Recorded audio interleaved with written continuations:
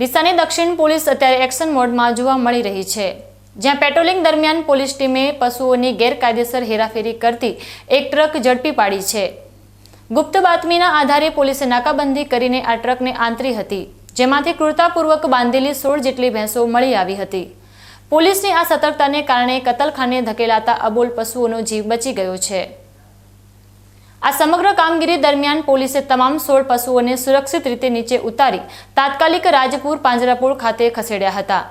પોલીસના દ્રશ્યોમાં જોઈ શકાય છે કે આ પશુઓને પાંજરાપોળમાં લાવ્યા બાદ તેમની સારવાર, પીવાના પાણી અને ઘાસચારાની પણ પૂરતી વ્યવસ્થા કરવામાં આવી છે। ડીસા દક્ષિણ પોલીસના આ કડક વલણથી પશુઓની તસ્કરી કરતા તત્વોમાં અત્યારે ભારે ફફડાટ વ્યાપી ગયો છે। પોલીસે આ મામલે ગુનો નોંધીને પશુ ક્રૂરતા અધિનિયમ હેઠળ વધુ તપાસ હાથ ધરી છે અને ટ્રક ચાલક વિરુદ્ધ કડક કાર્યવાહીની તૈયારીઓ કરી લીધી છે। ડીસા દક્ષિણ પોલીસની આ સમય સૂચકતા પશુ પ્રેમીઓ માટે રાહતના સમાચાર લઈને આવી છે।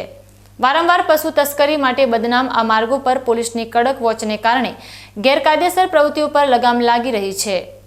રાજપુર પાંજરાપોળ ખાતે અબોલ જીવોને નવું જીવન મળ્યું છે અને આ ઘટનાએ સાબિત કરી દીધું છે કે ખાખીની બાજ નજર સામે ગુનેગારોનું હવે બચવું મુશ્કેલ છે।